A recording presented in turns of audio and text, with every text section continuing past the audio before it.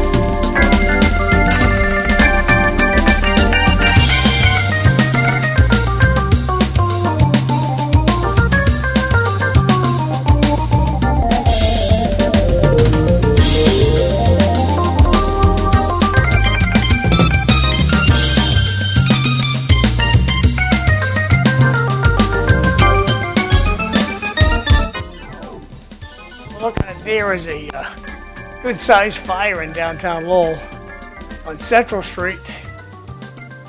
Not sure where it's at, but pretty good-sized fire. We get Mike Smith, Eileen,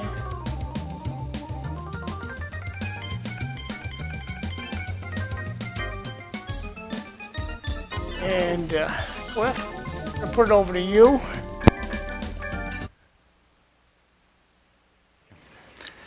Good morning, everyone. Welcome to the Dawn Patrol. I'm Cliff Krieger, your host.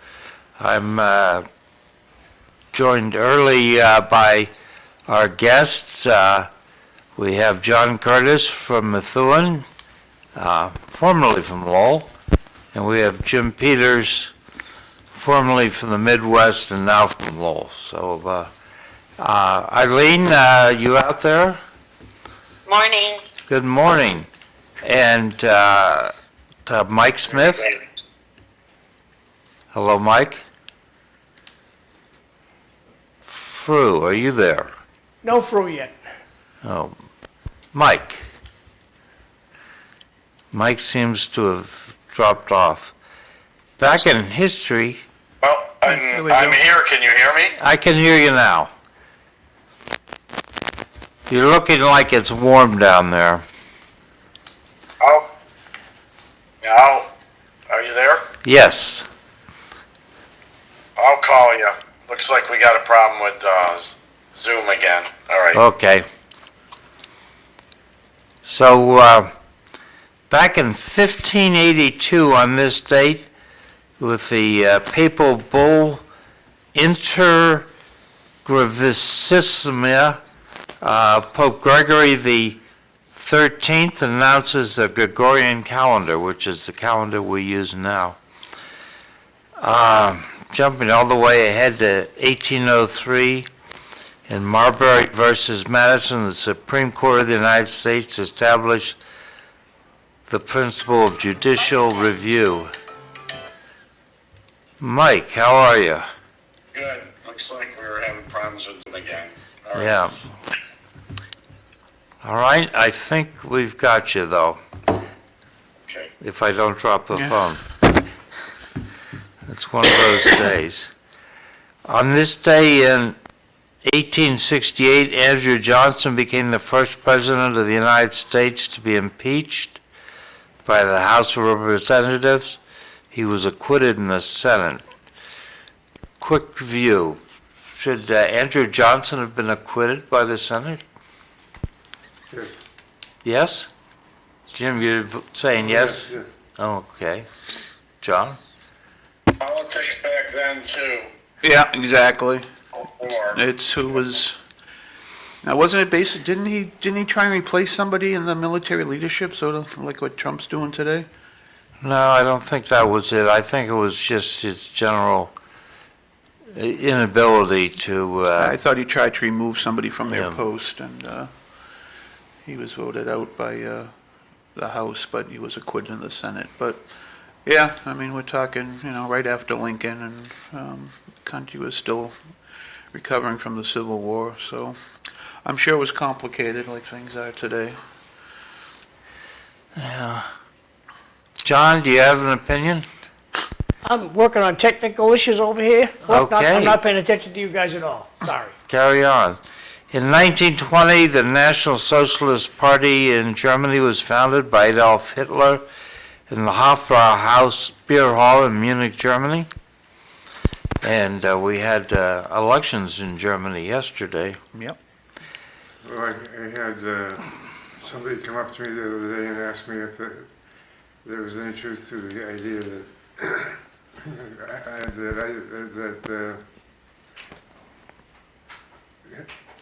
Hitler was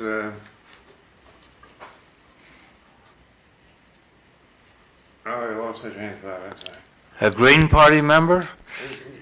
Well, he had an awfully lot of filled up wheelbarrows, is what the guy was saying.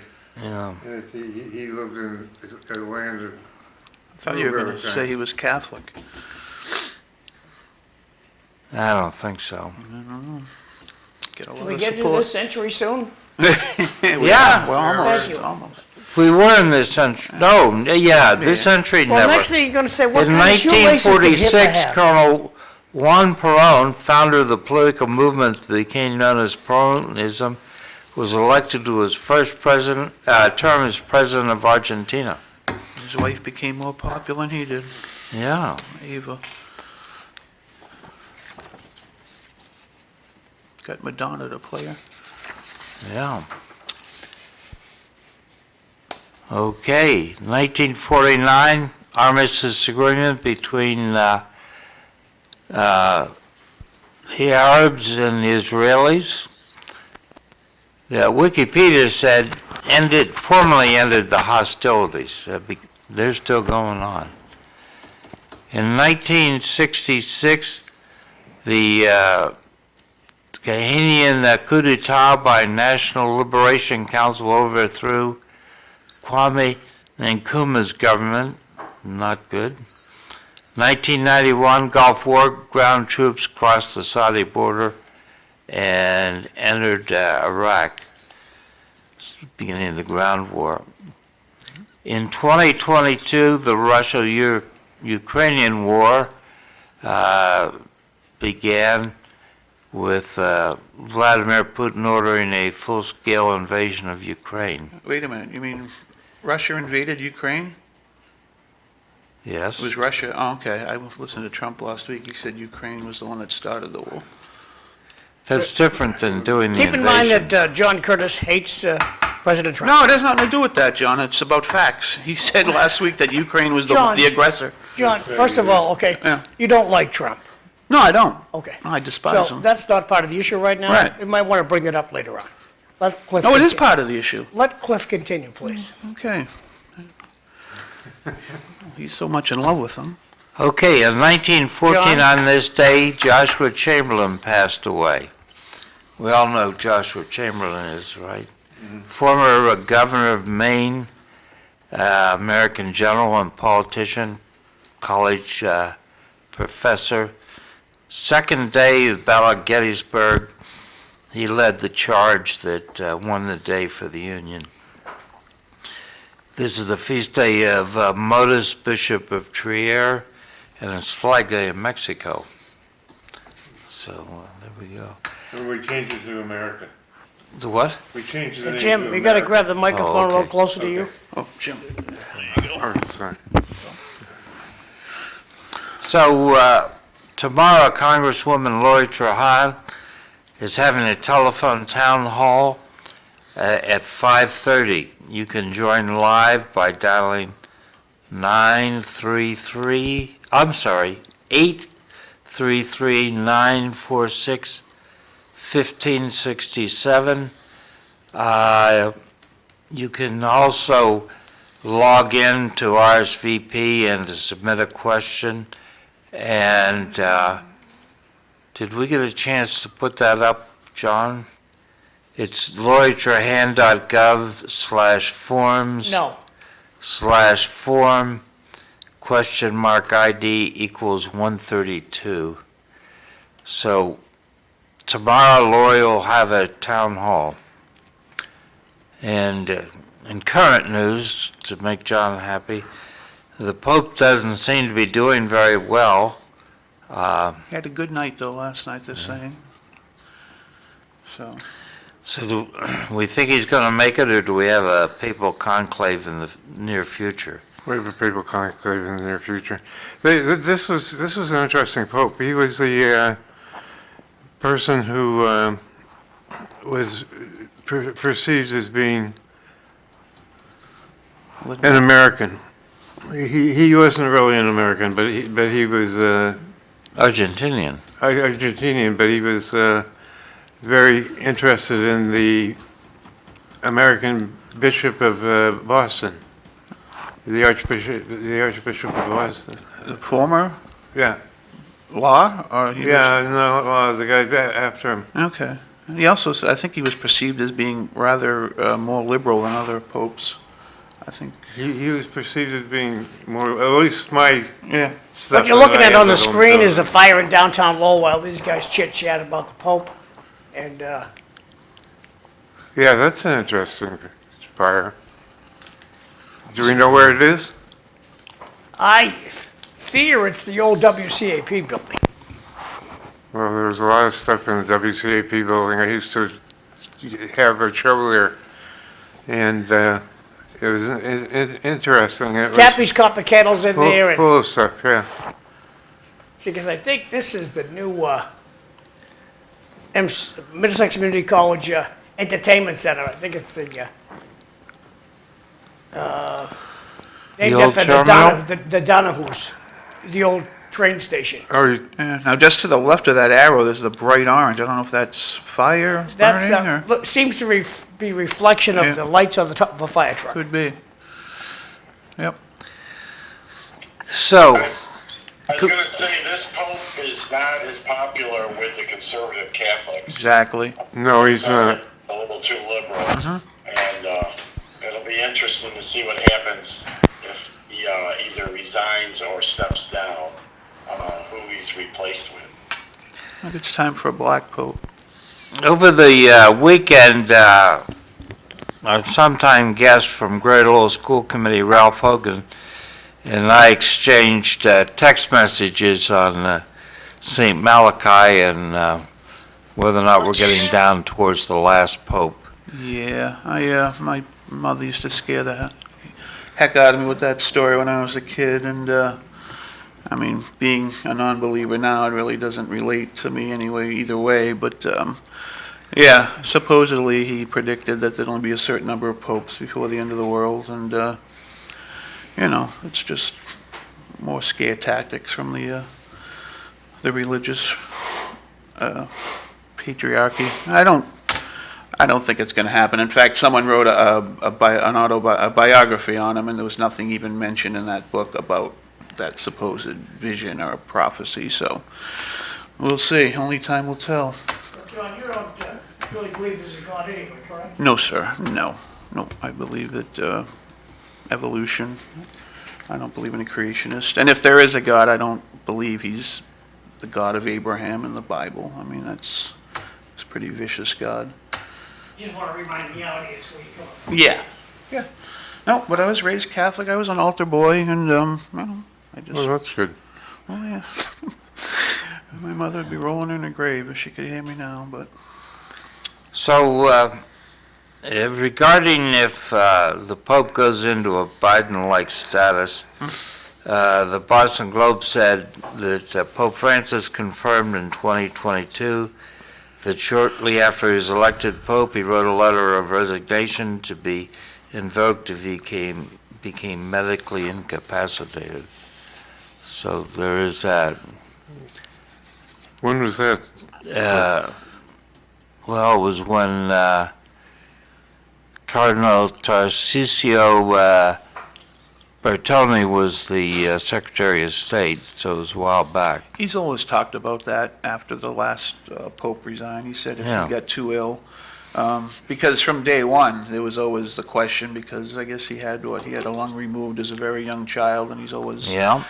had respiratory conditions, and he's closing in on 90, so, but like I said, the last report I heard, he had slight kidney failure yesterday, which is never a good sign. No. They were worried about sepsis, but from what I last heard, he had a peaceful night, he's alert, sitting up, reading, so, but it's, when you're that age and you're dealing with lung issues, it's always touch and go, so. So if the Pope passes away, the Chamberlain, the Camerlengo, Cardinal Kevin Farrell, runs the administration and finances until there's a new Pope. He certifies the Pope's death, seals the papal apartments, and prepares for the burial. And then there's a conclave to elect a new Pope. Any last thoughts on that? Eileen, It seems to be- any last thought? Eileen is not here right now. Oh, she was here just a second ago. So if I'm looking Well, at the screen, it'll be quite interesting to see there's a lot of politics when you're at that level for the Catholic Church. So it'll be quite interesting to see who is going to be the front runners for a new pope. It'll be interesting to see where the new pope would come out of. I mean, this pope comes from Argentina, which is hadn't been done before. So it's interesting to see if a pope would come out of Africa or Asia for a new pope. Yeah, that would be quite interesting. Yeah. It's been the chatter for a while. Are you Catholic, Mike? Smith? Yes. Oh, you are? Okay. I thought Smith, it sounded kind of Protestant. But, yeah, there's always been talk, especially the last couple of decades, of a pope being elected from a third world country. In fact, the last two we thought we might see someone from Nigeria or, in the Africa region, but maybe the next one. Well, we can't keep up with our Catholic one. He could Nope. bounce back. He could.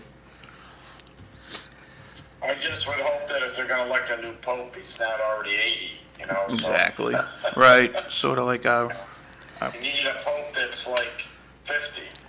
Yeah, sort of like John Paul II. When he was elected, I believe he was 58, and, he served, 27, 28 years. so Well, you- it's interesting that a number of Protestant churches in the United States are looking to Africa for their higher ecclesiastical leadership. First text of the day is from John's fan club. Mr. Curtis will take the check from Trump if he gets it the mail. What a fraud. That's from one of our audience. Please continue. Hi, Fru. Jay, don't get to So- respond. Good morning, Cliff. Morning, Mike. My audio is breaking. I believe that the Pope, the Catholic Church has a lot to deal with, especially in the United States, because a lot of the priests that are fulfilling positions in parishes are not from the United States.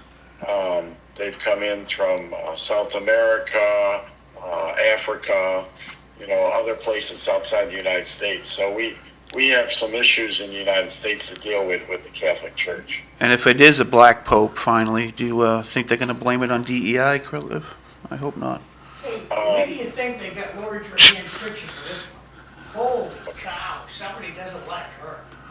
I don't know. So much for the liberal media. I wouldn't be shocked, and I don't think that DEI has anything to do with it, I think that. I was being a little sarcastic. Part of the population in the Catholic Church is from either South America or Africa now. Right. And that would be representing a large portion of the 1.2 billion Catholics in the Right. world.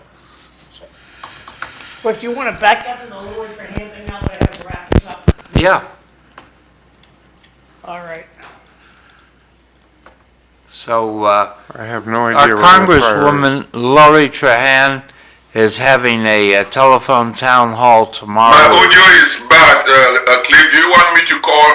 Do you call me on my cell phone? You call me and I'll join you into the call. You call me, Fru. I want to Lori Trahan. All right, Lori. So, Are you getting me? you're calling me, Fru. Call me. Hello? I'll text him. All Ignore right. him, please. So, Lori, if you can sort of blow up that URL that's on the third line of the first paragraph, John. I'm trying to text Fru right now. All right. So, she's been collecting questions. I submitted a question. I don't know if she'll get to it, but anyway, the phone number is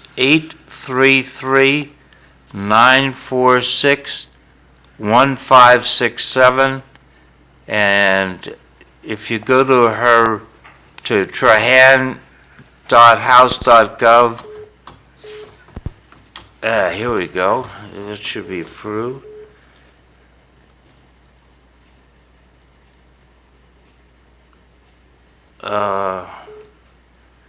Let's see, merge calls.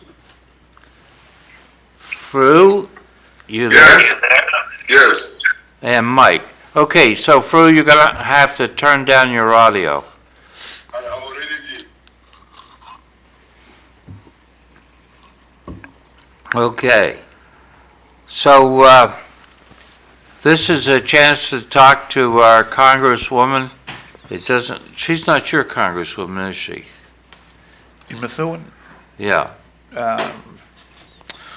Not sure. I thought she covered a,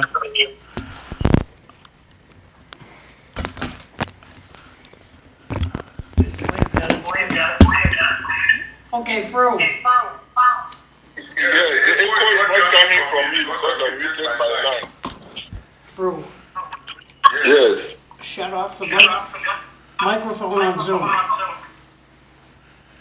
I'll just mute him. All right. Okay, let me see. Where is it? This is a circus that's not going to continue anymore. yep. Okay. So, Lori Trahan, a couple weeks ago, I went down to her office to invite her to come on, Zoom on, or send a surrogate, but I never heard anything from him. The German, okay, John, is now a good chance to zoom in on that URL, which I think is sitting there in the first paragraph, yeah. Is it URL there? I don't see it. At the last, I got a phone number. oh, I'm sorry, yeah, blow the phone number up so that people can see that. All right. Let's see what happens now. There we go. So that's it. I'll be on the call, and I don't know who else will be on the call. Maybe we'll get a little view of how Lori Trahan is viewing events in Washington. Yeah, you can tell her also take that picture of her. This picture's much We cannot- prettier. I cannot see you on the screen, Cliff. Oh, He's not on the screen right now. yeah, we got Lori Trahan, I think. He might have just lost him on Zoom. I can only policy, Mike, Well- John, and myself. Yeah, I think that we're having technical difficulties. Okay, thank you, John. Do you have that map of Germany? Sure do. Great, because there were elections in Germany yesterday. Voter turnout was 83%. I thought this was an interesting map. The black represents the sort of middle-of-the-road party, the CDU, CSU, and the blue represents the AFD, or Action for Deutschland, which is considered to be on the right side. What I found interesting was this is almost like the map of West and East Germany back before the Berlin Wall fell. The blue being what was previously East Germany. You notice the black dot in the middle, the blue Berlin. And then you have the black, which was basically the old West Germany. And then you see spots of green for the Green Party and red for the Socialist SPD Party. But the current government failed. Oh, we're talking about turnout, 83%. Yeah, wouldn't that be great if we could get that turnout in America? It would. That was up from a notional 76.4 back in 2021. So the Conservative Union Bloc got 29% of the vote. Alternative for Germany got 20%. And Olaf Scholz's Social Democrats not as well. You've got to get 5% of the vote to get a representative into the parliament, the Bundestag. So a couple of parties are hoping to get that 5%, but that'll complicate the next chancellor, who probably is going to be Mr. Merz, is going to have to form a coalition, but he has sworn he will not form a coalition with AFD, the Action for Deutschland. Anybody got any thoughts on it? Okay, go ahead. What does that say, John? It's not processing the way I want it to. Let me reopen it again and see what happens. Said Okay. no matter what you say to Lori Trahan, she's not going to listen anyway. She's a massive swamp creature. Very good quote, John. That's a quote from the audience. No matter what you say to Lori Trahan, she's not going to listen. A mass swamp creature. Back to you guys. Look, are we done with Germany, or we're going to keep going? We're done with Germany. Okay. And now I've got a Mike Smith. When I put this together, it looked like the New York State Democrats were going to delay a special election to replace Elise Stefanik until November, keeping the margins in the House of Representatives low. But apparently, the Democrats caved and decided to hold the election on time. Did you see anything about that, Mike? I have not, but I think that the Democratic Party is already reeling from enough issues. I don't think they wanted another one. They've got enough to deal with. I mean, they're so disarray at the top on their leadership that all they can do is go to judges now and try to get things taken care of through the courts instead of any other way. So, unfortunately, in New York, where I'm originally from, the Democrats control so much in that state. In some ways, I'm a little shocked they caved in. But I think that the optics would not have been good if they had delayed it. So I think that's why they went ahead and said we're going to do it on the date that was agreed upon. Well, who in your mind would you say is the leader of the Democratic Party today? Well, Trump. everybody who was leading the Democratic Party at the national level, they've all gone away. I mean, So today, who's the leader? they've all disappeared. Hakeem Jeffries, who's a minority leader in the House, he doesn't excite anybody to lead things. And I think part of the problem with the Democrats is a lot of the leaders are from the coast. They're either from California or they're from New York. Yeah, it's in disarray. I don't think they really have a leader, Mike. I think until a leader steps up from the Democratic Party that is a moderate. I always complain about the Republican Party has shifted so far to the right that I used to vote Republican, I don't anymore. I think the same with the Democrats. They're so liberal, they've gone so far to the left. I mean, that's why you see Donald Trump win.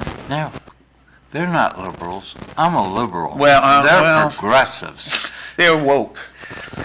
Yes. Well, The problem is that, to be quite honest, a lot of them are just idiots. Yeah. Because they don't understand normal people. They're so removed from the population that most people said after a while, well, they're not helping me, so let's give Trump a try again, and see, because it was better under him. At least at the time, people thought it was better. So, they shot themselves in the foot. They didn't put anybody forward that excites people to vote for, that they feel things are going to change or get better. agreed. So it's their own fault, 100%. I mean, I don't agree with everything that's going on now, but whether people like it or not, whether they like Trump or not, that's the issue with Trump. Either people like him or they don't. They don't look behind what's going on in policies or in the government. But the one thing you got to say about Trump, he ran on a certain platform, and he, unlike any other politician, he's going full speed ahead with what he said he was going to do. Yep. So, It's dangerous. I can't fault him for that, because compared to most other politicians, he's actually trying to do what he said he ran on. And the Democratic Party polling is so low, it's like 20%, that if they don't get their act together, their party, I don't know what's going to happen with their party. I have a thought on that, but let's let John read the two texts. Two comments from the audience. When you bring up Trump and not the issues, that's why he won. Second one is, you're correct, Mr. Smith, and the Democrats are blaming everyone instead of themselves. Back to you, Chris. That's not correct either. The Republicans do the same thing. Now, James Carville came out and said it's time for the Democrats to just relax, and in 30 days, the Trump administration will internally collapse. So there's one view. Yeah. James Carville is a pretty bright reader of the political scene. Yep. He may have some insight that others don't. He got Clinton elected. Yeah. I think he's right. I think it's going to take longer than 30 days, and this isn't coming from my distaste for Trump. I think if Trump does keep governing hard to the right, like he did have a mandate, because you got to realize the popular vote, he won by less than 2 million votes, and he is doing what he said, of course, except bringing prices down on day one. But if he keeps overreaching, I think come 2 years when we have the midterms, you might see a shift back the other way. And then you might just keep it bouncing back and forth until they decide that, we need to moderate, that most of the American people don't like extremism either way. So. Well, I don't really have I understand that, if you go too far, that's not good. But I don't have a problem with them digging in and seeing where all our money's going. I don't either. And what scared me the most is there's line items that they found that they're paying billions of dollars out, and there's no description of where the money's going. So you see in movies and TV all the time, they have these secret off-book things for the CIA or whatever. So it's going to be interesting to see where that money was going if they can find out, because it's no small amount. It's not, but they're also saying it was earmarked for things that have been disproven, like condoms for Gaza and, Wait, I thought that there were condoms for Gaza. no. Part of an AIDS program, Gaza being That was a State Department thing. It had nothing to do One with. at a time, boys. Go ahead, Cliff. So, Gaza being a section in some other country in Africa, and that the condoms were being sent as a part of the fight against AIDS. Yeah. The thing that concerns me greatly is that all these people are leaving government. They still got all these security clearances. I don't understand why they need them. And then they're all hooked up with these NGOs and getting basically getting money back from them. That has to stop. We don't need to be paying all this money to other countries for aid when they have their own governments. So we don't need to be doing this. The problem is when they leave office, they got all these connections and they're getting tons and tons of money, and that's not good. Read that and then I'll talk about clearances. What's wrong with accountability in government? It's our money. Everyone should be happy. And on a side note, it's going to be interesting if Trump really does go to Fort Knox. Back to you, Cliff. I think that, Well, Cliff, yeah, go ahead. I hear you talk about giving aids and all this generosity that the thing that they're giving to Africa. Do you think that Africa gets as much as the U.S. gets from Africa? Let me tell you, all these non-profit organizations that are flowing into Africa, you may believe it or not, this conversation is just one-sided. And you know that good enough in America, things can change. And what is going on is what has been going on with both parties. But right now, what you are seeing is just the media. He who controls the media shapes the narrative and make themselves angels from both parties. What we get out of Africa in terms of resources, natural resources, and everything if the public knows it, all this idea of non-profit, if you think that Africa is poor, why do we send many non-profit organizations in the villages and therefore if that place is poor? And if our aid was helping, why is it that it is still poor? And when those countries send these non-profits out, those countries, as you see them developing, can we just reason that way? No, I see. Anyone who wants to do anything would say that, Africa is this. The narrative, the media narrative is to make the average person believe that we are angels coming there with kumbaya, not knowing that we are going there to suck the blood out of those people and make them perpetual dependents. Yeah. Fru, I agree with you. We don't need all those NGOs in Africa. The people can manage themselves. They managed themselves 100 years ago or 200 years ago. So let their government, let them elect the people, let them put their own things in place and manage themselves. I agree with that. We don't need to be sending all these groups over there to, quote, help them. They're quite capable of managing themselves. And I believe the best thing that will happen to Africa is President Trump. Right now, you will not see many people dying in the deserts, dying in the ocean, and dying everywhere, crossing into Europe when they have gold, diamond, and everything beneath their feet. Yeah, people have to be self-sufficient. Look at all the stuff. Just look at the United States itself.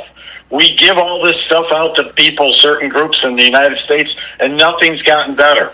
California has more homeless people than ever, even though they're supposedly, quote, helping these people. It's self-perpetuating, because if you don't have to manage yourself, and somebody else is doing it for you, where's the incentive to change? So we need to stop, doing this and let people manage themselves. Comment from People the are audience. shocked. Comment from the The audience. How irony many of that countries is, have Mike, given? when once they talk about giving aid or so, majority of Americans, they will say they are giving aid to the minority.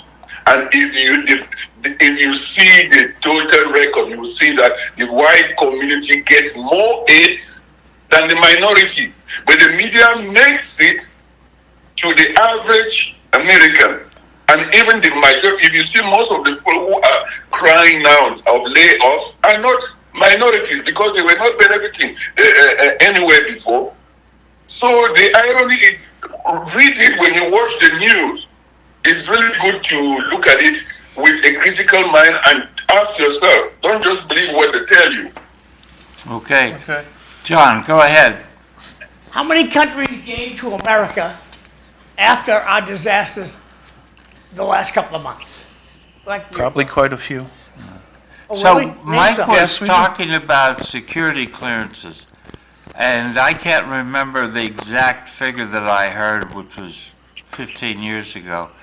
But if you leave government service with a current security clearance, that's probably worth $15,000 additional salary because you come in and you can go to work right away on a classified project. So that's part of the reason those security clearances hang on. People get hired into private industry.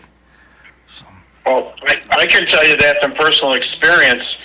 My brother's wife's, her brother worked in the Pentagon. And he was in the military, and he retired from the military, but he kept all his security clearances, got hired by a private defense contractor or whatever. And the guy's making a multi-figure, income, $200,000-$300,000 a year because of all his connections to the Pentagon. If he didn't have that security clearance, then that's the only reason they hire him, because of the security clearance, that he gets those contacts. I don't think that's right. When you leave, that stuff should go away. Go out and earn the job on your own. You left one job, go to another one. ahead, John. Comment from the audience. Trump will be out in 4 years. The 535 members of the American Mafia will still be there when he's gone. Everyone needs to relax a little bit. And to Mike's point, why don't we know the secret? Why does only certain people know secret stuff and they can take it when they leave their secret job? Why doesn't the American people have the secret stuff? Back to you. Because then it wouldn't be secret anymore. Well, then, see, it's one-sided, Cliff. I mean, if you know that we're going to go and buy a bunch of Jeeps, you go buy stock in a Jeep company. It's not right. Okay, I agree with you. But get Congress to pass a bill about that. It's crooked. And we have to keep saying it's crooked. On the other hand, would you like for the other side to know what our secret moves are so they can counter them, resulting in more lost life? Chances are, Cliff, they already know exactly what we're doing. Because the big secret has always been, Australia's listening to every single phone call you make today. Australia's watching every keystroke that you make on your computer, every text message. There's a computer in Australia that's reading that stuff. Also, I'm sure it's watching the congressman's cell phones, the congressman's keyboards. I'm sure all this stuff is already known by our enemies. Back to you. Australia, our enemy? No. Oh, okay. I'd rather have it go there than one of our enemies. Who's monitoring our phone calls? Well, isn't Australia part of what they call the Five Eyes? Yep. That's right, they exchange information. And do you think the person that texted in said Trump will be gone in 4 years? Do you think he will, or do you think he's going to try and run for a third term like he's been talking about? Or is he just trying to own the liberals or the progressives? Yeah, I think he's just trying to Right. mess with them. Right, okay. Yeah, he's not running for a third term. For That's the not audience, happening. for the audience out there, But I mean, they're already grooming J.D. Vance. We'll see how that works out, but... Mike, hold there's off for a to be- second, okay? Avoid downtown Lowell. They have a fire on Central Street, and there's a car accident on Bridge Street, so if you usually navigate through downtown Lowell, today's a day to take a different route, because there's an accident on Bridge Street. Eileen Delrossi just reported that to me. And Central Street is snarled. You can't go up Central Street by the old WCAP. I think sadly the old WCAP burnt down this morning. The Cappy's Copper Kettle. Reports are that's the building that burnt down in downtown Lowell. Back to you guys. I think Mike was talking. Okay. So we're running short on time. I thought before Fru got away from us, we could talk about Trump is trying to, or claims he's trying to organize peace in Ukraine and peace in the Middle East. Fru, do you have any thoughts on this? Well, it's about time. Was it not just a few months ago there were people on this panel who were saying, go, they should pump in the guns, and not knowing that those guns are bringing in blood and misery on people on the other side of the ocean? I think from my ignorant point of view, President Trump is only the president who has been a president without going to war.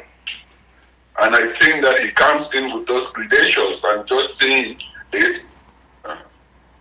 When you look at what is going on in Ukraine, France galvanized the European countries that they were left out of the talks because the U.S. is financing, is footing all the deals.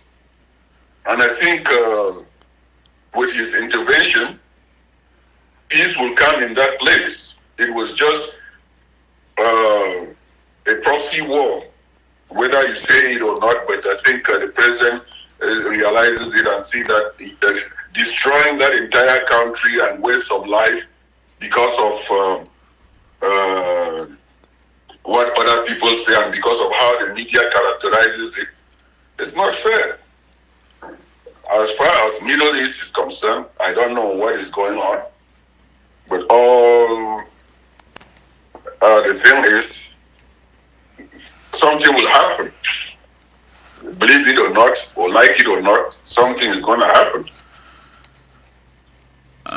I think sadly, I was listening to Bloomberg Radio yesterday, and they had someone on talking about the Ukraine war. They said even if it does end, he's worried that a lot of these soldiers that did fighting for Ukraine are going to be hunted down and slaughtered by the Russians, for their atrocities against Russia. And also, I don't see how you can negotiate peace in the region of Ukraine without making them part of the peace process. I don't know why he wants to leave Zelensky out of the thing. I don't think he does. Well, I think what he is doing is preparing by talking to various people. He needs to get Putin on board to negotiate an end, and I think he thinks that he can better do that than just convening a peace conference out of nowhere. Go ahead, John. Congress, the only job where you spend millions and get paid thousands, and a tip of the cap to the Lowell Fire Department. The fire seems to be out in downtown Lowell, so God bless the Lowell Fire Department. Thank you. So, Fru, does it seem to you that President Trump is trying to, I don't think this is the right word, but it's the one I've got in my mind, trying to rehabilitate Saudi Arabia and Mohammed bin Sultan and thus make him a more active player in the Middle East after the previous administration tried to shove him aside? Well, I don't really know. President Trump is has an extraordinary personality that you don't really, you cannot comprehend. He was the one who met with people that we vow that we will never talk to them, we will never meet them. But he met, and he met with the North Korean dictator of a thing that people thought was coming from a science fiction movie. But he did against all odds, against the mainstream media. So I think that just the mere fact that just wait and see. If you look at the TVs now, like I mentioned earlier, there is nothing that has really helped the third world nation to save lives than him equally coming and about this immigration, because we don't know how many people perish in the ocean. We don't know how many perish in the desert. We don't know how many perish in the forest to come over here. And like it or not, I mean, that in itself has curtailed and frightened some of those people that watch the movie, watch the propaganda media, and think that on the streets of America you have gold and milk and honey flowing on the street, that when they come here, they will be rich overnight. So to answer your question, he's a person in his own caliber. Okay. I wanted to switch, and before Fru gets away from us, that I read an article in the Boston Globe which made me think of the argument about reparations. I think reparations for slavery is bunk, but I think there's a solid case to be made for reparations for the redlining that prevented blacks from buying houses in a good portion of the last century. So the Boston Globe said that the racial gap in home ownership is wider today than it was 2 years after the Fair Housing Act. In 1970, the gap was 23.8 points, but it's 29% in 2023. So in 2023, black ownership of homes was 45.7%, Caucasian 74.3%.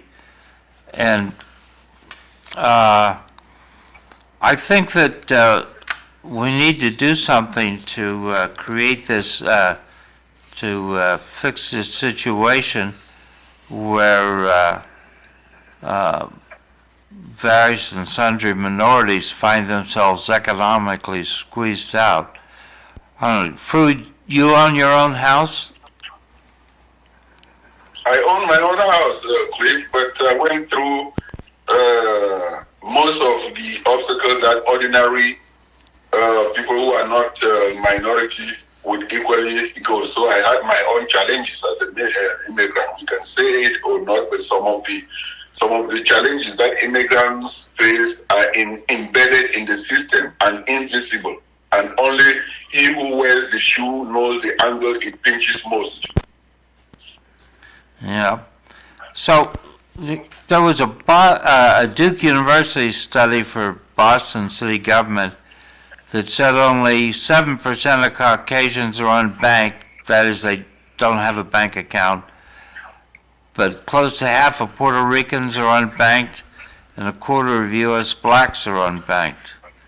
So this is not a good situation. A typical Caucasian household has, for every dollar they have in liquid assets, U.S. blacks have 2 cents. That's a huge difference. Caribbean blacks 14%, Puerto Ricans and Dominicans less than 1%. Now, how do we, like you said, you believe reparations is bunk, and I agree with you on that.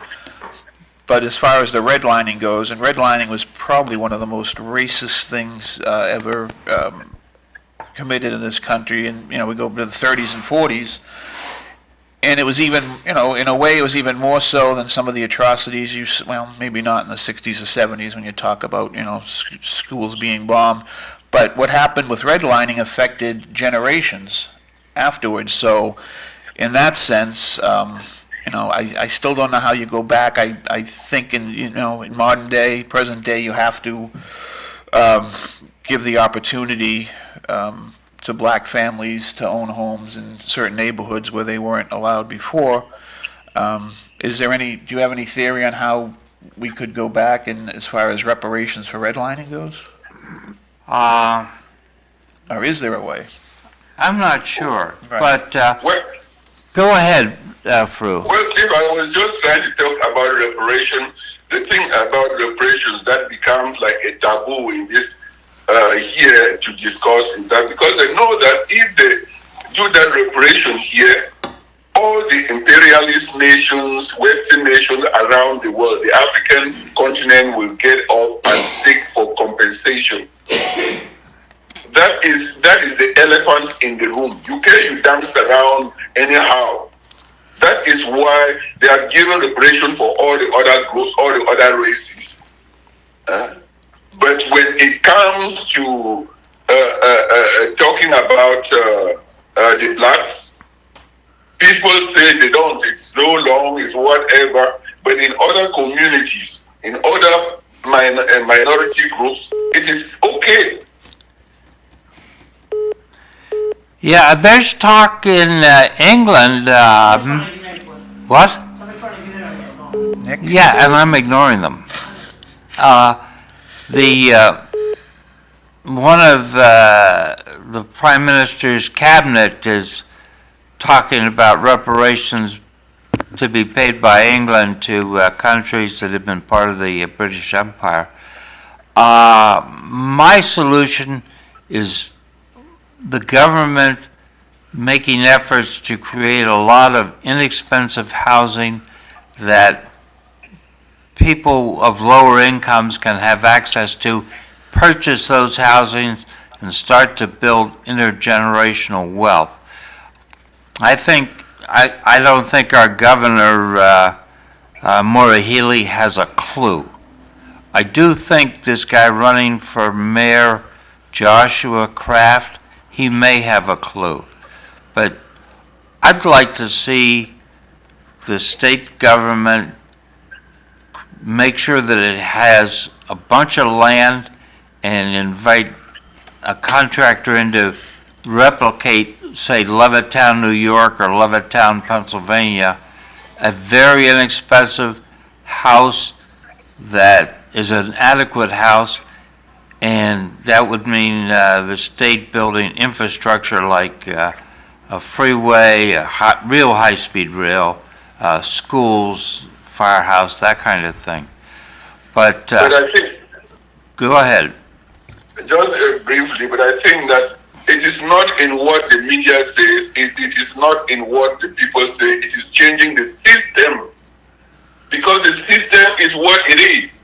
If we keep dancing around the system is the foundation. Unless you change the system to be able to be equitable to all, talking cannot do it. It's just that's the reality. Yeah, you can't turn back time as far as reparations. You can only do what's right going forward. Not just in our country, but in every country. I mean, we've come a long way in this country as far as race relations, but you can't listen to people that say, "Well, everything's hunky dory now. Everything's fine." There is still systematic racism in this country. We're off for break, Land. Be back, thanks. Bye-bye, Fru. Bye, everyone. Bye, Fru. Have a nice day. Bye, Fru. Have a nice day. I won't be there next Monday.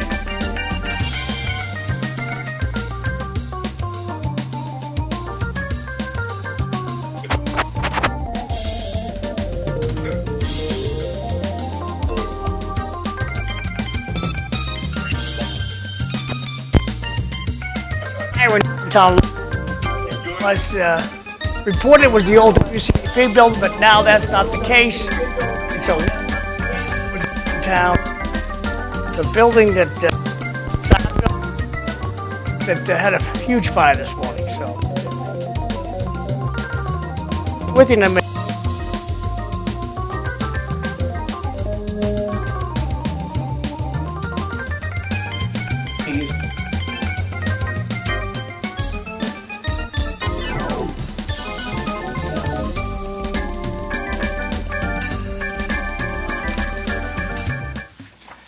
Good morning, everyone. Welcome to City Life Show. I'm Cliff Krieger, your host. My co-host, Fru Nkimbeng, has gone off to work. Looks like Eileen Delrossi's gone off to work. No, she's still on Zoom, but she's not participating. All right. So I don't know what's going on there. So we have Mike Smith. How are you, Mike? Good. And for guests, we have John Curtis from Methuen, formerly from Lowell. You've made the sort of the circuit, Lowell to Drake to Methuen. Lowell to Drake to Methuen, yeah. Okay. Spaced it out. Yeah, I'm just looking forward to 2 weeks from now, we get to turn the clocks forward. March 9th. Get a little more If daylight. it's allowed by the king. If what? If the king allows it, he might get rid of daylight. Well, it's a little too late to get rid of it this year, but Really? yeah, in the How future. is that so? He hasn't happened He is yet. the king, you know. He can cancel it. He can do what he wants if he's the king. I think, didn't we fight the British to get rid of kings? You and Kathy Hochul. Yeah. And Jim I just Peters. wanted to add one thing in from our previous discussion when we were talking about because of the redlining and that. I think the bigger question we need to think about is why are we still discussing that? Why doesn't everybody, whether it's blacks, Asians, whites, all have the same opportunities? Like Fru said, I wanted to follow up the system. The system needs to change so that everybody has the same opportunities. And that's where the real problem is. I think that where that comes from is, like, my parents were renters when I was very young. And then when I was about 10, they bought a house in Levittown, Pennsylvania. If you want to know why I keep harping on Levittown. I think it was $10,700, something like that. And then, less than a year later, my father got an assignment. He was a civil servant. He got a job out in California. And we went out there, and my parents bought a house, and then bought another house. Did Trump let them keep it? Did what? Did Trump let them keep it, or Yeah. they did? Okay. All right. But eventually, my parents passed, and my share of the inheritance allowed me to pay off my house. So I have a house in the Belvedere which is worth several $100,000. And I have thus built wealth. And my concern is that because blacks haven't been able to do that over the same period of time, maybe we need to do something to bring them up equal to everybody else. So, Why don't we teach how to be rich in school? What? Why don't we teach our children how to be rich in school? Yeah, that's nice. Yeah. But how does that handle the red line issue that's held the blacks back? If they want to participate, they want to participate. You can bring a horse to water, can't make him drink. Wow. I agree with John that if they taught finances, because one of the things you were mentioning earlier about the number of blacks that don't even have bank accounts. I mean, you need to do that to build up credit, because banks are businesses. They're not going to loan money to somebody if they don't know what their financial history is. Right, So but when people understand that, how to, on finances, I mean, I taught stuff to my son about, when he started working, you need to put money away into your, your IRA and all that. That if people aren't even aware of that stuff, then you run into bigger issues. And it's not just minorities. I mean, there's people from all walks of life that have financial issues. And some of it has to do with a lot of different reasons, but a lot of it has to do with they didn't understand about finances. Right, it's about opportunity, though. Yeah, opportunity. Right, and when you mention redlining, like you said, it's influenced generation after generation. Not that you can go back and change things, but, everybody has to be given fair opportunity. And yeah, part of it is teaching in our schools, once given that opportunity, what to do with it to increase your wealth. I mean, I think if they did that in schools as part of the teaching kids, they'd be more aware of what they can do, when they have opportunity and how to do things financially. Because, education is power. Knowledge is power. Yep. If you don't, like when I was a kid, I had a bank account and I had a paper route and I put money into that bank account and understand about interest and other things. My parents taught me about that. Yep. That's how I learned this stuff. So it's, they need to, unfortunately, a lot of parents aren't doing that or don't know how to do that. So to break the cycle, you have to take the kids in school and teach them. That's what education is for, to teach you, to understand how things work. A couple of weeks ago, we had a kid by the name of Tyler Mercier. And he's Rita Mercier's grandson. He lives in Dubai. And he's into digital currency. We're in the ground floor of trying to understand digital currency. And a lot of the younger generation are already doing digital currency. And it's quite the adventure for those folks. How do we learn more about that? I have no idea. Yeah, I don't know, John. How do we learn? I don't think anybody has interest in digital currency here, do you, Cliff? You're a cash credit guy, right? Yeah. Yeah. John, I think that that's an important area that schools could provide information that parents can't. But the school is not the solution for parents who do not work on helping their children understand how to build wealth. Yeah, I'm really wary of digital currency. That's just another way for the government to track everything you do. So, John, what was it? What was your comment?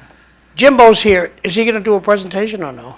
Oh, yeah, I had a couple of It's things. up to Cliff, though. He never sent me anything, so I have no idea what he has in mind. I thought he was just here to Oh, I thought comment. we talked on the phone. You what? I thought we talked on the phone. We did talk on the phone, but I have nothing.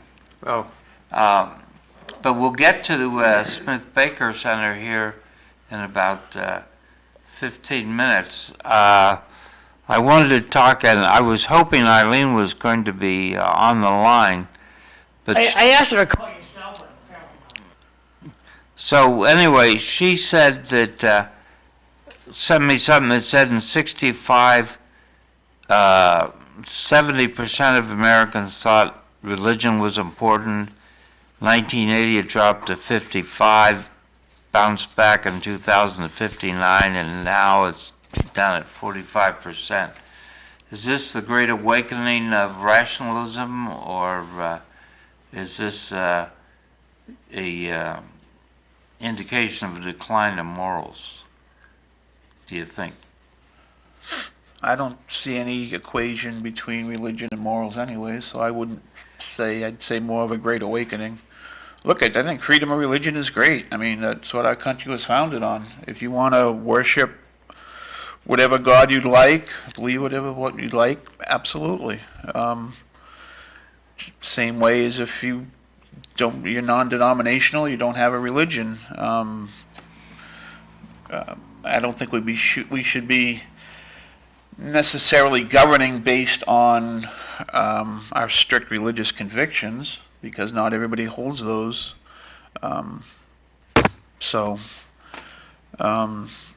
Yeah, we are. I think we're seeing more. There's more of a decline. I think when you talk about in the world over in Europe, as far as religious people clinging to religion, I think there's a higher rate of atheism over in Europe than there is in America. America is still a very puritanical, very religious country. Yes, Europe is, they've gone pagan. Oh, and speaking of various views, I heard that Attorney General Pam Bondi has the Jeffrey Epstein visitor logs on her desk. Should those be released? I don't think they're accurate anyways. What? More why do you say that? infotainment, more infotainment. I'm more interested in, is the gold still there? Yeah. Look, I just say I don't think it'd be accurate because if the list is released and Trump isn't on that list, then you know that you're going to get an outcry from the left that, he was kept off it deliberately. Because I've never seen pictures of Jeffrey Epstein and Joe Biden or Hillary Clinton. I have seen pictures of him with Bill Clinton, and I've also seen pictures of Jeffrey Epstein with Donald Trump and his wife Melania. I've seen videos of Donald Trump partying with Jeffrey Epstein. So, go ahead and release the list, but, On the island? Epstein Island, I don't know where the video was taken. No, it was in Florida.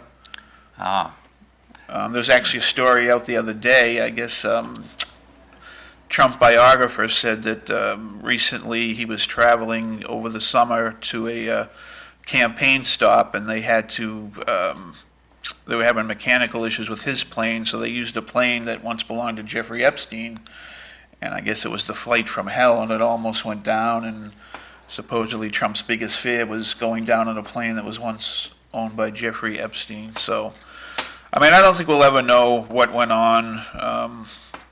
We'll see if the list is released, but I kind of doubt it. could be embarrassing. Ruin a lot of, if it's got to be, if it's not accurate, if it's not true, then that could ruin a lot of lives. And, it's so hard to believe these days with AI and everything, what to believe, what not to believe. You have to double fact check it, triple fact check it. It's, it's very confusing. so It's hard how- to get the truth out How there. about the producer? Should we go in and audit the gold in Fort Knox? Yes. I don't, look, I have no problem with this. I have no Probably problem with auditing. It isn't any, but it's, This whole audit that we're going through, with Doge and Yeah. I have no problem with it. I just think that if, say, Biden was in office and he tried to do this with, say, George Soros' son, I think you'd have an outcry on the right saying, well, he wasn't elected. Why is he? Of course, the liberals now and the left are saying, well, Elon Musk is really the president, which is nonsense. But I think, when you get right down to it, where money is spent and allocated, it's still constitutionally, it's still Congress that does that. But I don't see any harm in investigating and trying to find out where our biggest spending goes as far as waste. It's just if Musk isn't put into a position where he's allowed to fire workers, then I think you're running into a problem constitutionally. Well, is the president allowed to fire workers? I don't think so, but he's certainly not stopping them. yeah, I was going to say. Who's allowed to fire workers? I always thought it was a state thing. But if you talk about he's the commander in chief, didn't he just relieved the chairman of the chiefs of staff Yeah. of his duties? We don't know who he's going to put in. Raising Cane. Yeah, and now we've seen what's gone on with his cabinet appointments. They're basically all, generated from him watching Fox News. I don't know if you heard overnight that Don Kash Bongino. Patel, has nominated Bongino, however you pronounce it, another podcaster who was on Fox News that is, a conspiracy theorist. He is a former, He's a former policeman, yeah. but he's also... He actually, Dan Bongino, I think he worked in the Secret Service. He did work in the Secret Service, but that second in position at the FBI has generally been held by a lifelong member of the FBI. Not that everything has to remain the same, but I just look at while John's out of the room, because I know when I like to speak out against Trump, I get shut down. But I think what we're seeing here, and I think Trump is semi-joking about running for a third term, but when you consolidate power the way he's doing, firing people, putting in his own people, acting like he's the king. Look, you can take it with a grain of salt and laugh it off, but I think some of this should be taken seriously. And I think that's where it might get him in trouble, where people say, look, enough. You don't have a mandate. You're governing too far to the right. It's time to slow things down a bit. And whether that, I think at some point he's going to screw up where he's going to do something illegally, and whether they think it's orchestrated by the left, he's going to get impeached again. I think he has been doing things illegally. Well, yeah, but speak on it, Jim. I need some support here. No, I do. I think the other day, my wife said, "What's the most important word in the English language?" And I said, "Impeachment." Well, according to Trump, it's tariff. That's the most beautiful word. I saw an interview with some farmers the other day, and who knows if it was staged, but they were interviewed. And they said they voted for Trump this past election, and they asked the three farmers, "Would you vote for him again?" And they all said absolutely not, because these tariffs that are being put on these other countries that Trump doesn't understand is going to affect people in this country, businesses in this country, especially the farmers. So, no, we'll see what happens. I'm willing to give Trump a grace period. I'll give him to the summer. I mean, I know I joke about him saying we're going to bring prices down on day one, but let's see what happens. But if these tariffs hurt working class people, especially farmers in this country, then we're in serious trouble. And I don't think he understands a lot about what he says. Well, he doesn't understand farms. He doesn't understand a lot. I mean, that's just a common fact. Yeah. He doesn't understand farms. No. And he doesn't realize that farms have a certain place in society.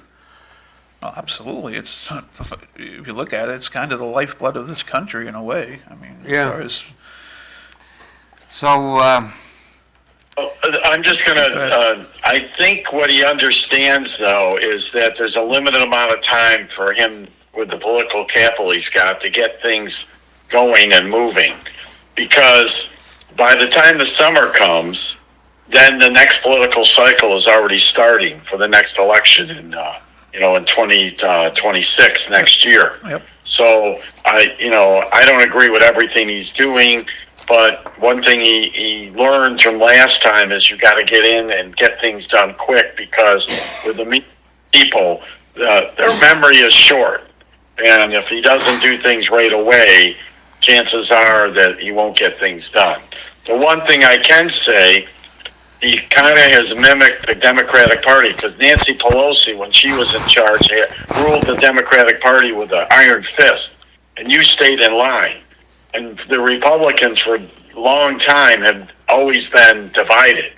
And he's basically put them together, whether we agree or not with everything he's doing. He's basically put them together to move forward. So it'll be interesting to see now on the Republican side whether they can stay together and get what they want, or whether they fall apart. So that's what I've been looking at. Trump's second administration brings to mind a quote from Harry Truman when Eisenhower got elected to be president, and Harry Truman said, "Poor Ike.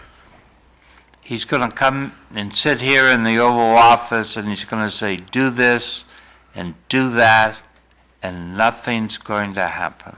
That's true. He did say that. So that was Trump's experience from the first administration. I think he decided to try and do better this time. I have to say one thing for Trump, which kills me, but it's something I have to say for him, and that is that he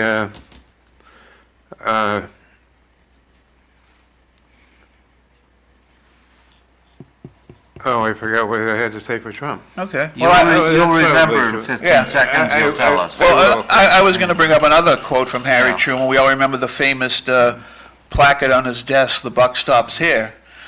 Well, I think Trump needs to stop blaming the previous administration and own whatever he needs to own as far as if anything's going wrong. If anything, he'll love to own what's going great, but when things go bad, I know.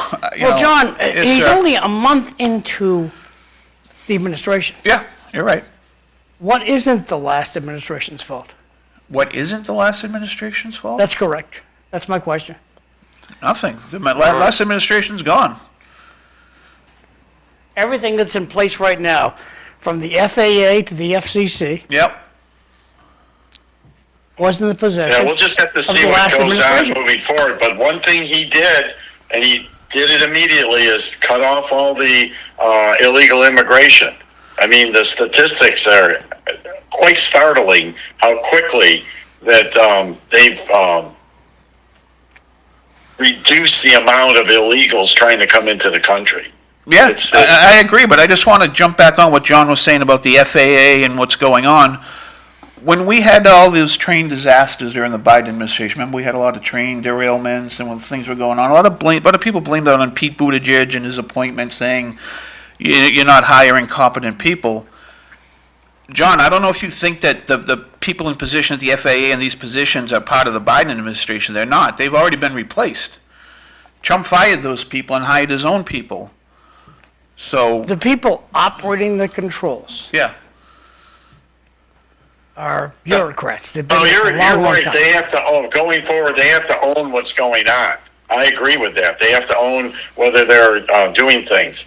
But part of it is with the train derailments and all that happened before, that had to do with making sure safety features and safety inspections were done properly. And I don't think that that's always being done. So you got to have somebody at the top who really, so to speak, cracks the whip and says, hey, my expectations are high, and this is what I expect you to do. I kind of laughed with Elon Musk sending out that email saying, hey, I want to know what you did this week.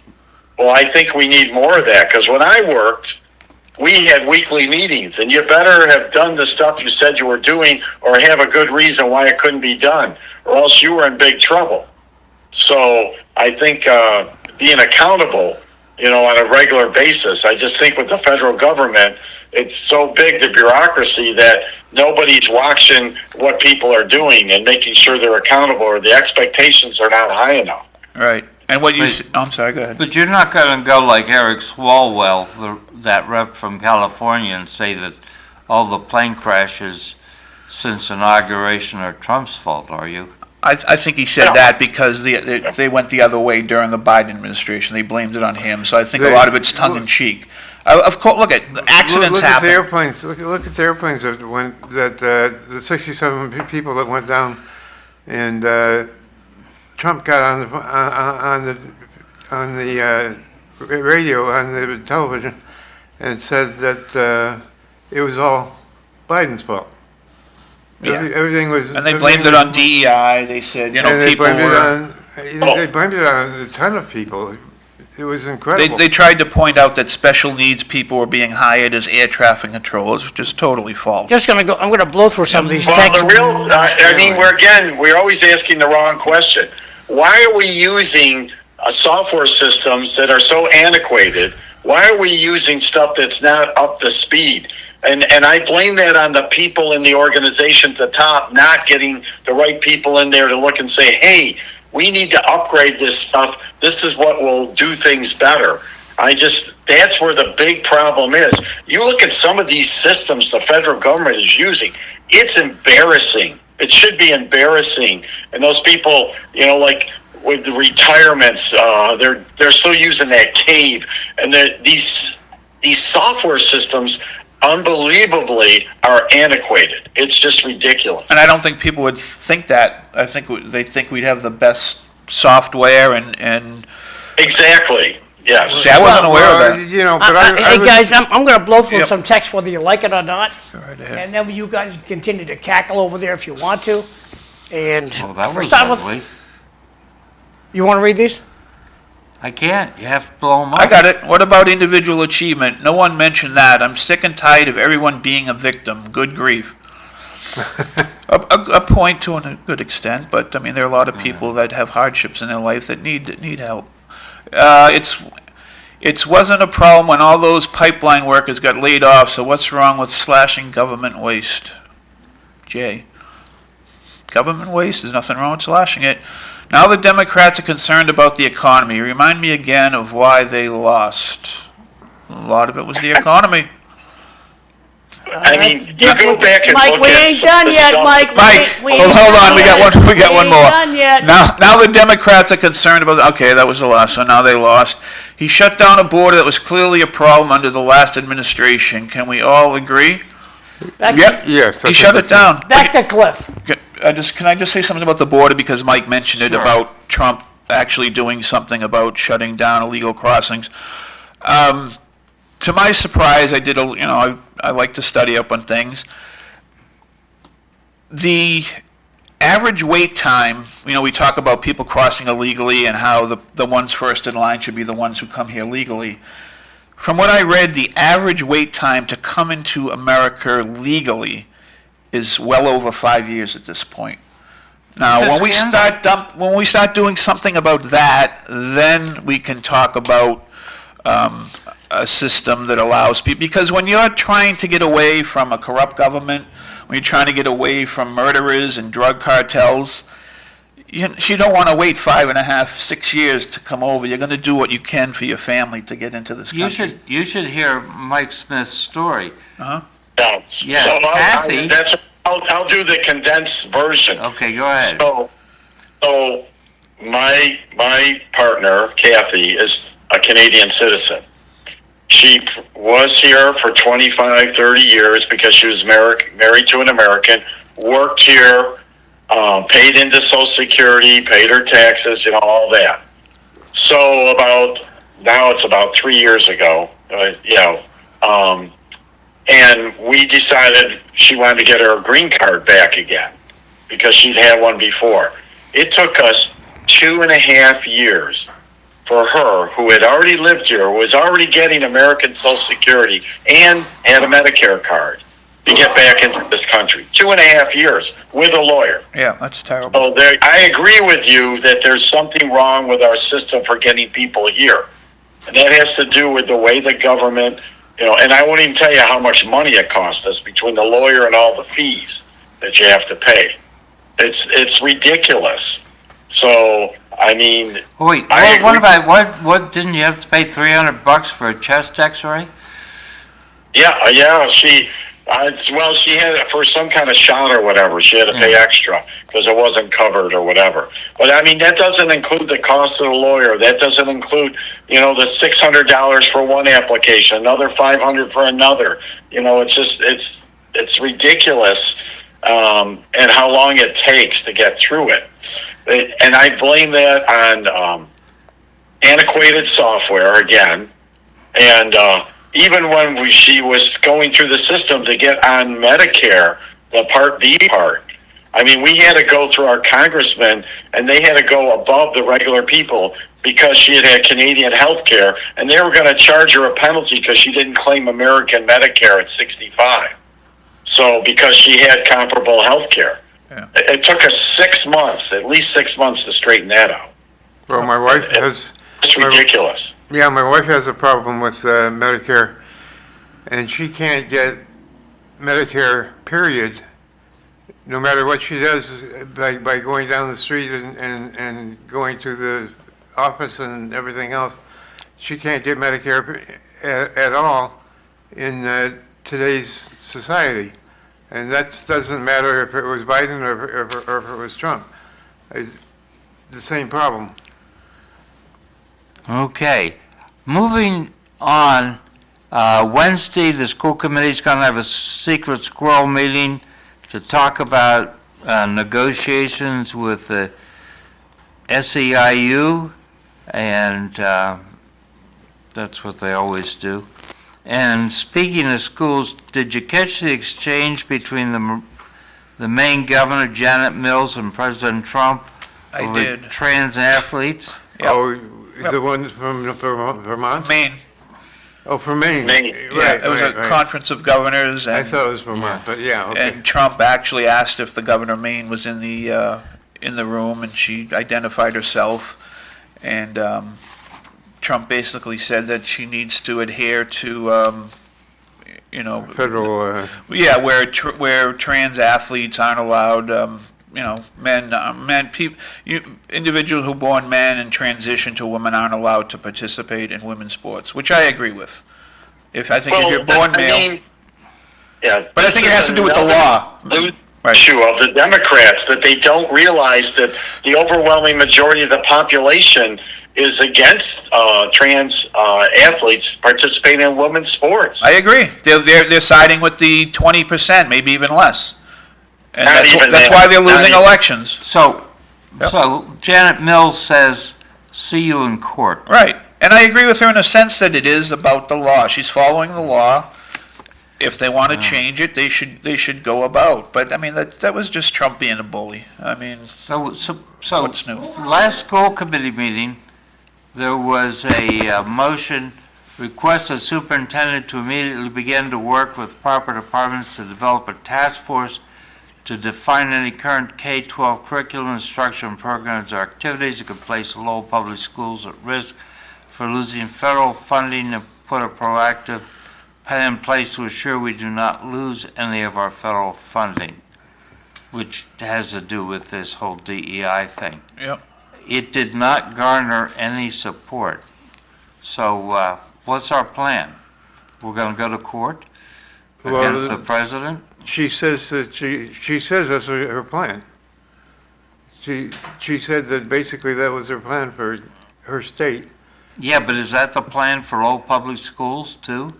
It seems like a plan from a lot of states. It seems a lot of these lower courts are blocking things that Trump wants to do.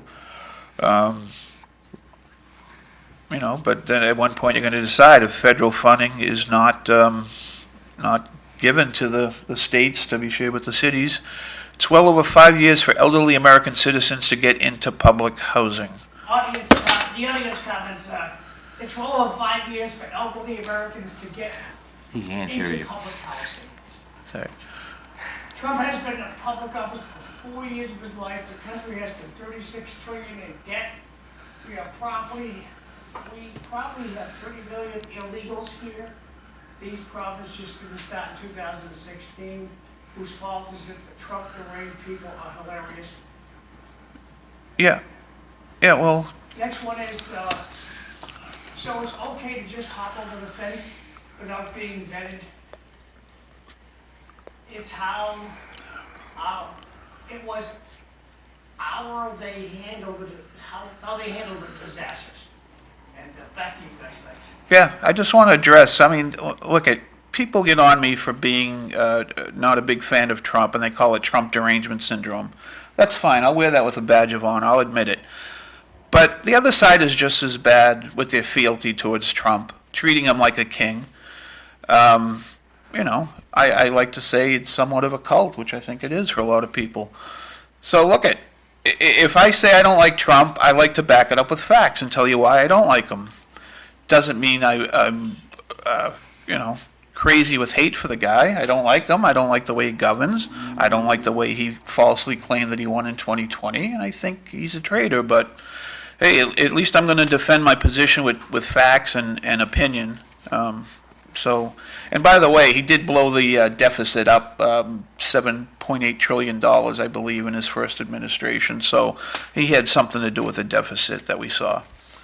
He did, yeah. You'll be I interested.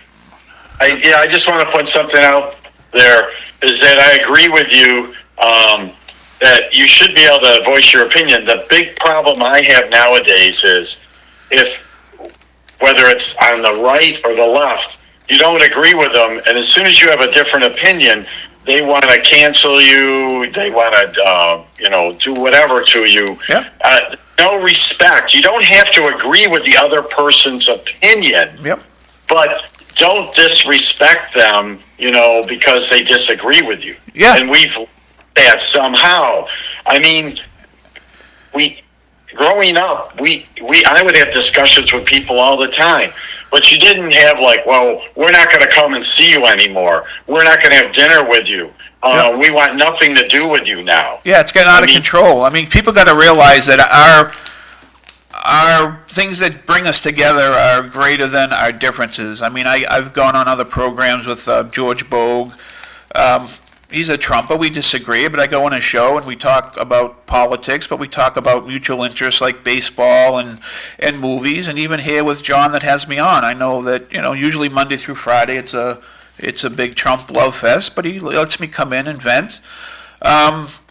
Look, we can't be hating on each other just because of our political differences. I've always said that no president has affected my day-to-day life. I'm still going to go about, enjoy my family and friends, enjoy the little things in life that make you happy and not worry about who's in office. But when, it comes to life and you want to light and you want to discuss it, then you should be able to without, disagreement, without hating on the person that you disagree with. Comment from the audience, great debate today. Anyone bring any donuts? No, I asked John Not to. Curtis not to bring donuts. Right. I was going to bring you a slice of George's pizza because that's Moving- another thing we have in common. Our love for George's.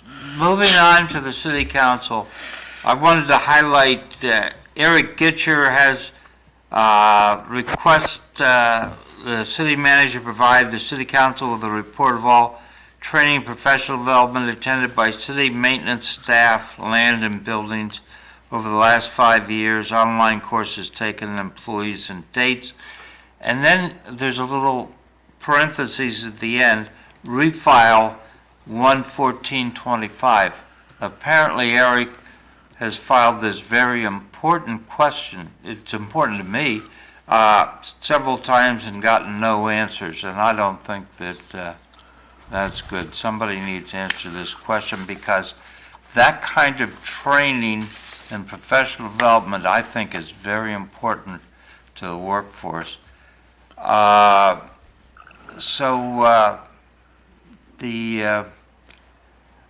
two things from one thing from manager response.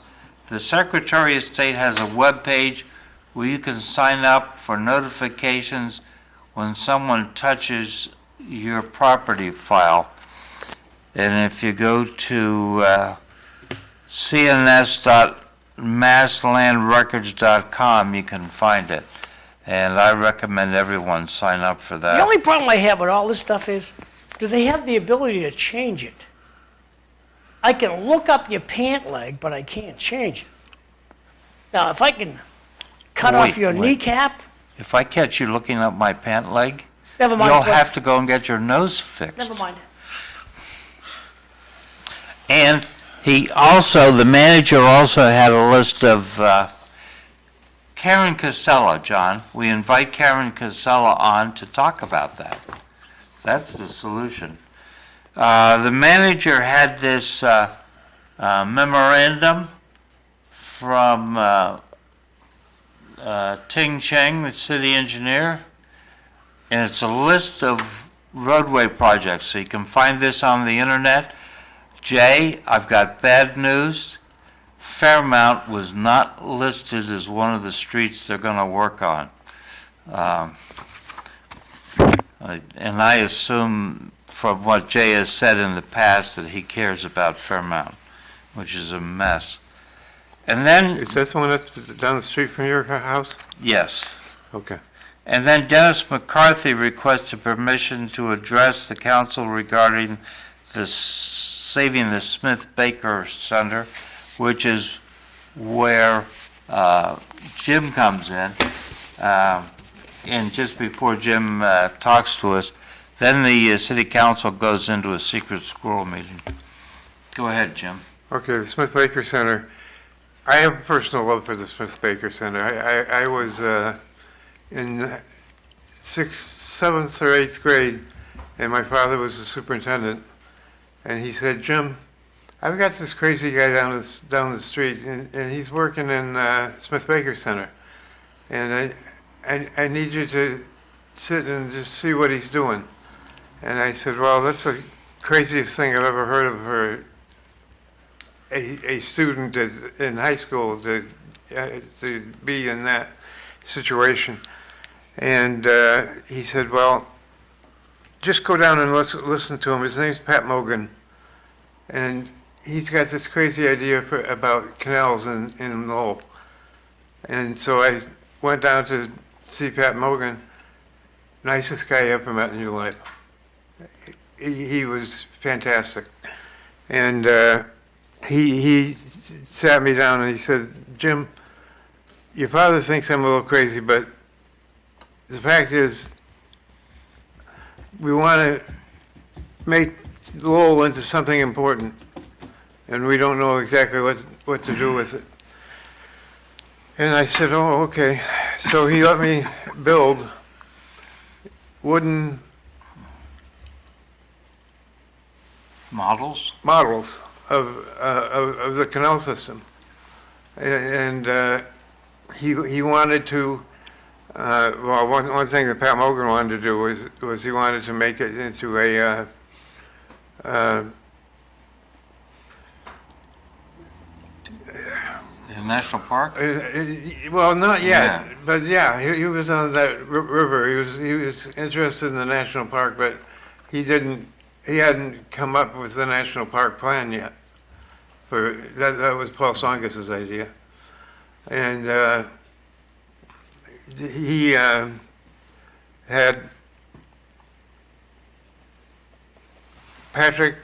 Peter Eliopoulos, I think, with him, and they showed me the whole setup that they have for the canal system, and they had a little blue paint in the bottom of the canal system, and they had little wooden pieces going throughout the canal system in the Smith-Baker Center. And so my contention is, I know of it. I was there, and I saw it being built, and therefore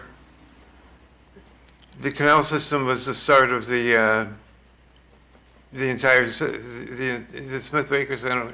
Was the start of everything that we put into the canal. Well, do you think situation. that the National Park Service should incorporate the Smith-Baker Center? Yes, absolutely. It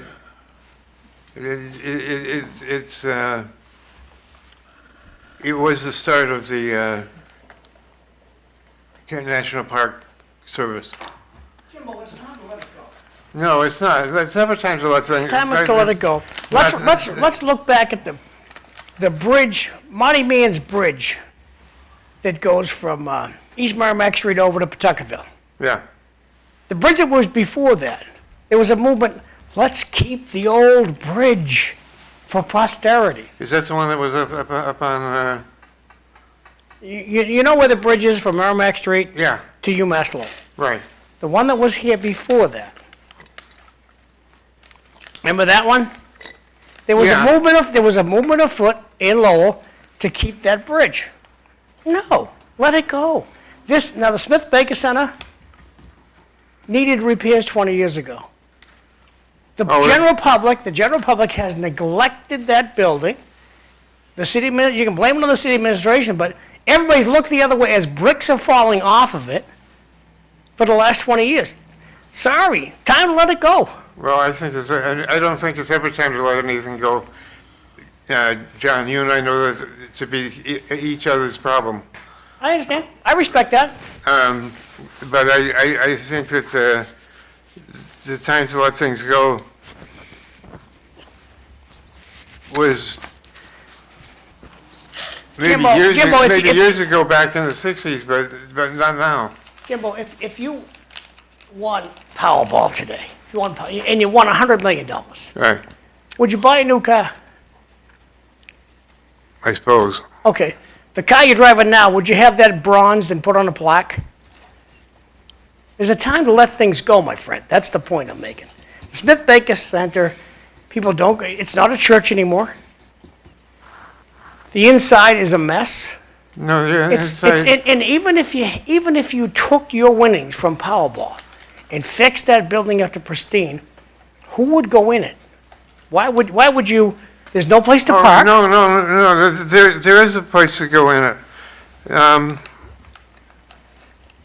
The LTC is having a problem with keeping somebody in the LTC building.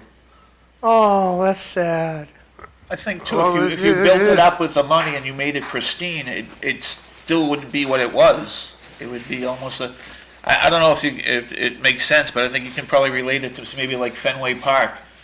That park was built in 1912. Right. The seats were made for people in that generation that were 5'6" and weighed 140 pounds.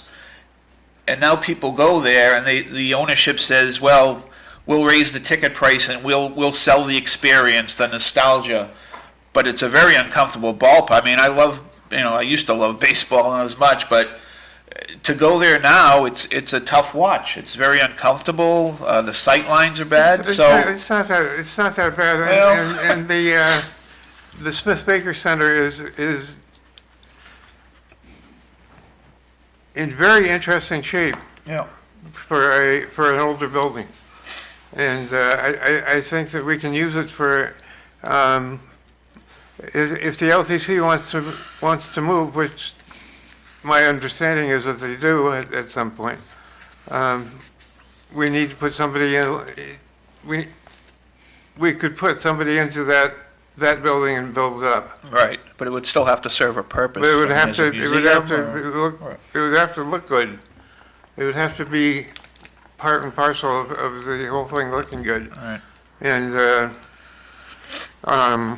I think that it's,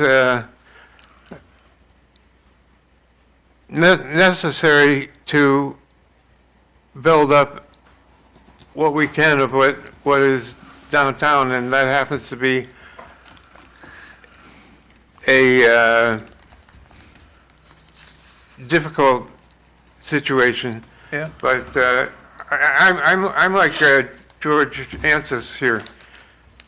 I've got Parkinson's, and it's really bad. And I remember George Anthes being here, and he and I shaking right here in the spot. And I think that there are those of us who are old that you can still use. Oh, absolutely. I think a lot of it's different when you compare human beings to buildings, though. I mean, nostalgia touches a lot of hearts of people, but sometimes, look, I don't know enough about the building to maybe have an opinion one way or another, but, sometimes it is best to, stay so long and It does have good acoustics. It does have great acoustics. Yeah. So I want It to was a change. church at one point. I wanted to change. What it's got is that dome. I think that it's got the same dome as another church here in Lowell, the public library down in Boston, the National War College building down in Washington, D.C. that you can see from Reagan National Airport across the river. Very fancy. So I wanted to get back to Elon Musk and his gnomes. Hold that thought for a second. Thanks for the update, Mr. Krieger. It's no surprise that Fairmount Street is not on the list, even though it's a disaster. They don't care. Back to you, Cliff. Is Fairmount Street the one I was married in? Is what? Was it was that the street that I was married in? Is that the house that Paul Tonkish used to live in? No, he lived on Mansard. He lived on Mansard, but he lived across the street and down the street from Fairmount Street. Up from Fairmount. You come One off of the Nesmith, two, yeah. you cross Fairmount, and then you go up. The Songer's residence was the fourth house on the left. Yeah, that's the one I was married Yeah. in. Ah. I was married 50 years ago in 3 months. Ah. So I've got 50 years for being in the same place for a long time. So I live in a place where I've been for a long time, and that's just part of my part and parcel. So, a lot of people are concerned about Elon Musk and his gnomes. Are you worried about them getting access to government information, John? Yeah, him specifically. I don't think he has any business being involved in government, people's What? bank accounts and But files. this is all because of Barack Obama. Why is that? Because Barack Obama created an organization to fix Obamacare, the website. Right. Was a political appointee position. Trump made it a government civil service position, and Joe Biden made it a political appointee, and Trump dumped Elon Musk in there and used that as the base for his guys to go out and search through all the databases. I mean, are you worried that the databases are going to be compromised? And are you more worried about Elon Musk than you are Kim Jong-il or Xi from China or Putin from Russia? Oh, absolutely not. But I mean, it doesn't.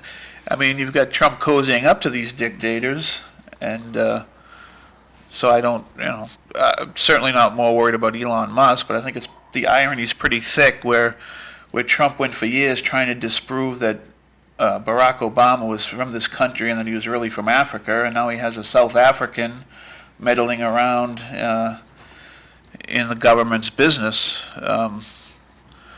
So yeah, I mean, like I said, if you want to investigate government waste, go ahead, but to give him access to files, I think that's a slippery slope and a little bit dangerous. Well, how can you investigate Without getting into the files? without getting into the files? I mean, what's this about? Millions of people in the Social Security files who some claim are not collecting Social Security, but they're over 100 years old. How are we going to find that unless we get into the files? If it's true. If it's true. Like I said, it's kind of hard to know it's true. There definitely is issues with Social Security and other parts of the federal bureaucracy. I mean, we know that there's fraud.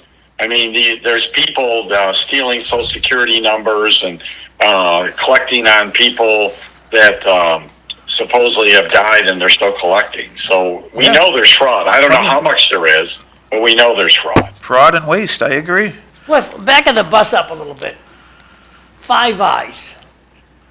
Which country is listening to our phone calls? Australia. And I said that before, and you said, no, they're not. I didn't say no, they're not.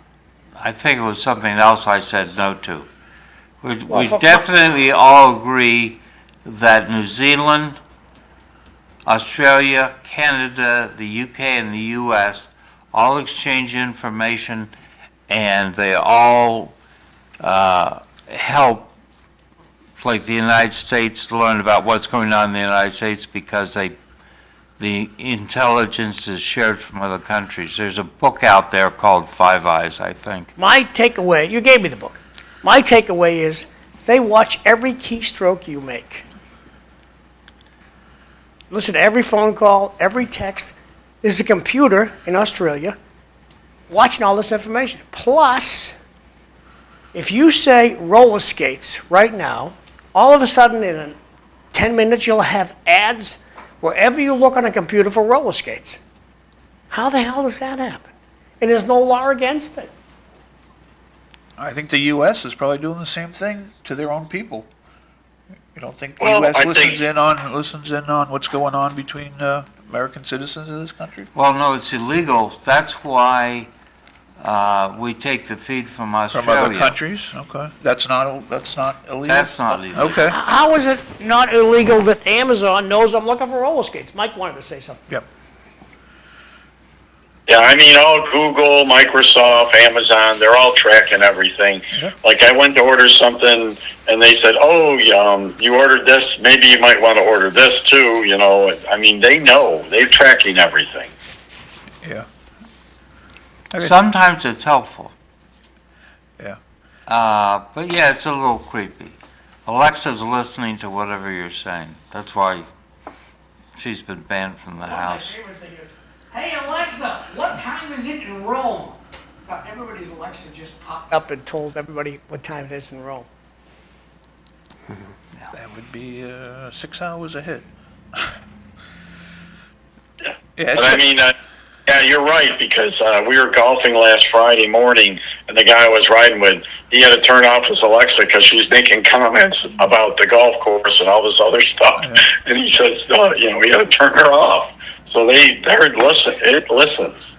Yeah, it's just so tough in this country and the whole world today, like I said, to find out what's true and what isn't, and there's so much disinformation. I mean, you get people trying to, I mean, look, do I think the Ukrainian government is corrupt? Absolutely.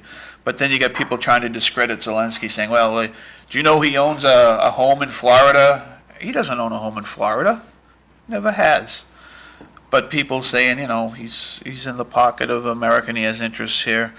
You just have to try and do your own research and try and sort out what's true and what isn't. Tomorrow City Life, we're gonna have. There's Mike, the issue. just a second, Mike. No, hold on, Mike. We have time to do Mike, that, but It's other only gonna people take don't. me a minute, Mike. It's second, only Mike. gonna take me a minute. Okay, tomorrow City Life, Bobby Hoey's gonna be here. We hope that Tommy's here, Tom Bomo's gonna be here, and Karen Casella, and Arthur Santos. That's So tomorrow. Karen Casella is going to be here and you can ask your question. I understand. Good. Okay, Mike. So, wait. I'm sorry. Ed Markey has called for a revolution. Yeah. What does he mean by a revolution? He talks about people marching up and down the streets of Boston against the King of England. Right. Does he really want a revolution to throw out the current government?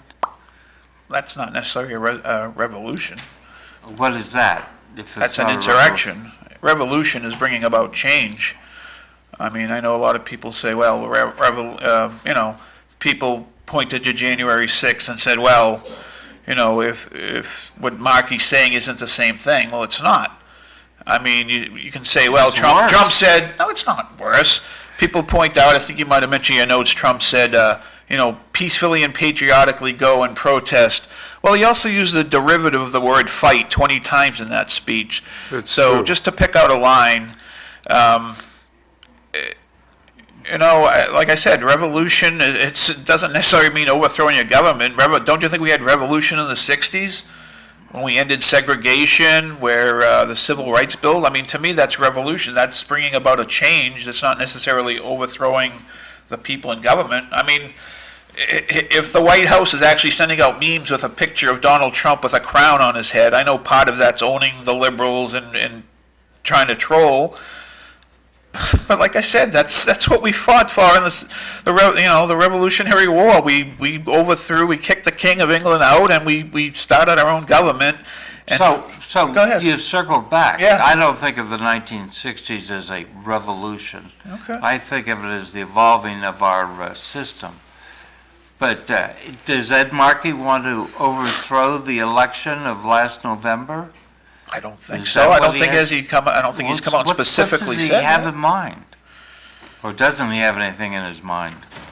Just to power check your leaders. I mean, just because he's elected doesn't mean we can't question him, which is what we're supposed to true. do as American citizens. So that's all. I don't think it was on that scale. But before we go, we're just trying to wrap up. I did see your notes about a certain someone.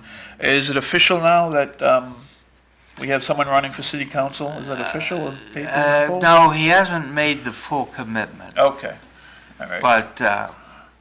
But he did get mentioned in the column on Sunday Well, that's always important. with a date on when he had mentioned that he might be running.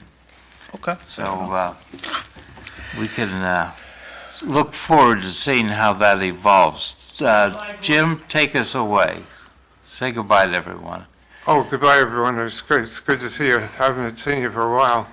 Thank you very much. Thanks for watching. See you tomorrow. Bye-bye.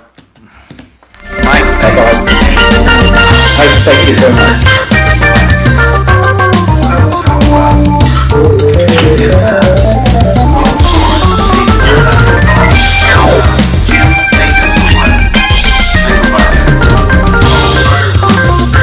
Say goodbye.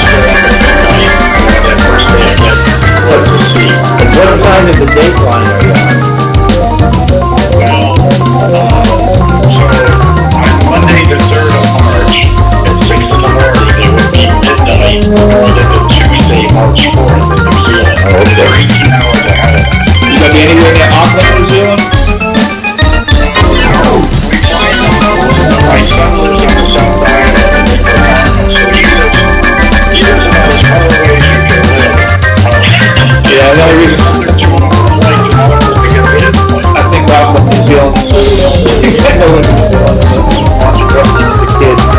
Wrestlers, Tony Gurriel from Aqua New Zealand until they announced him, and that's it. That's the extent of my knowledge. So that huge. So when I was in the civil service, like,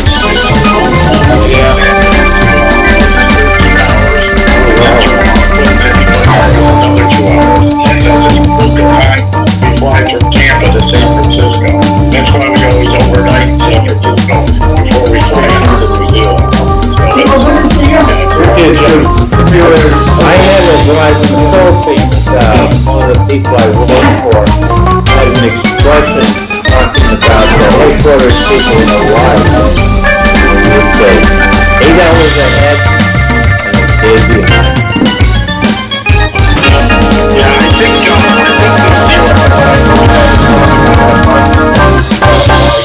because I think you can get to China quicker than you get to New Zealand. So it's a bit how far away they are. It's a long ways.